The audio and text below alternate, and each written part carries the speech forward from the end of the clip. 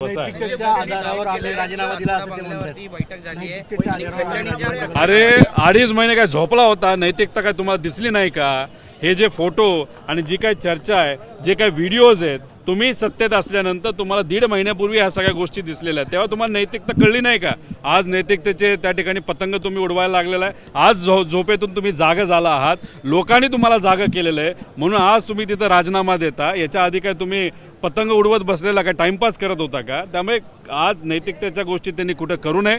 लोकांनी दबाव वाढवला, सामान्य लोकांचा दबाव त्या ठिकाणी असल्यामुळे वातावरण हाताच्या बाहेर गेल्यानंतर जे फोटो काल आले त्यामुळे लोक भावनिक झाले आणि त्यामुळेच त्यांना तिथं झुकावं लागलं, गुडघ्यावर यावं लागलं। आणि फक्त हे कोणामुळे झालं असं तर सामान्य लोकांनी, देशमुख परिवाराने जो लढा लढला याचाच परिणाम आज जो राजीनामा घ्यायला लागतो। त्यामुळे सरकारली क्रेडिट त्याचं घेऊ नये आणि धनंजय मुंडे तर मुळीच घेऊ नये क्रेडिट की मी नैतिकता बघून त्या ठिकाणी राजीनामा देतो। कारण 3 महिने तुम्ही फक्त टाइमपास केला, अहंकार दाखवला आणि सामान्य लोकांनी तुमचा अहंकार मोडला, हे मात्र त्या ठिकाणी खरं आहे। धनंजय मुंडे यांनी ट्विट केलंय, म्हटलंय की वैद्यकीय कारणास तुम्ही राजीनामा, वैद्यकीय कारण ते समोर। हे बघा, आता त्यांनी कुठलेही कारण दिली तरी लोकांना माहिती आहे की त्यांना राजीनामा का द्यावा लागला। लोकांच्या लढ्यासमोर त्यांना तिथं गुडघे टेकावेच लागले।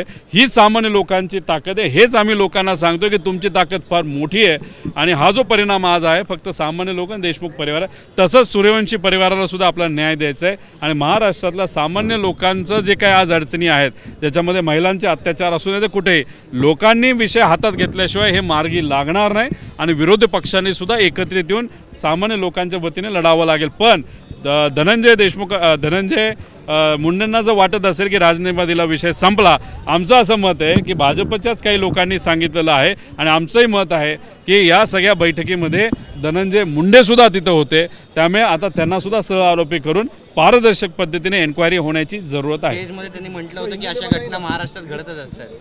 आता विषय एवढा आहे की त्यांना अहंकार येतं आहे की प्रत्येक जिल्ह्यामध्ये अशा घटना घडत असतात। म्हणजे आज सकाळी त्यांची प्रतिक्रिया अशी होती, म्हणजे अहंकार बघा किती, माज किती आहे की सगळ्या जिल्ह्यांमध्ये अशा घटना घडत असतात। अहो, फोटो बघितल्यानंतर लोक अक्षरशः भावनिक झालेली आहेत, त्यामुळे उगाच काहीतरी बोलून लोकांची दिशाभूल करू नये। तो अहंकार आहे त्यांचा आणि तो अहंकार इतका जास्त झाल्यामुळे त्यांचे जे कार्यकर्ते मित्रपरिवार आहेत त्यांच्यात राक्षसी प्रवृत्ती आल्यानंतर अशा पद्धतीने मर्डर त्या ठिकाणी झालेला आहे आणि हीच प्रवृत्ती कुठेतरी आपल्याला मोडून काढावी लागेल।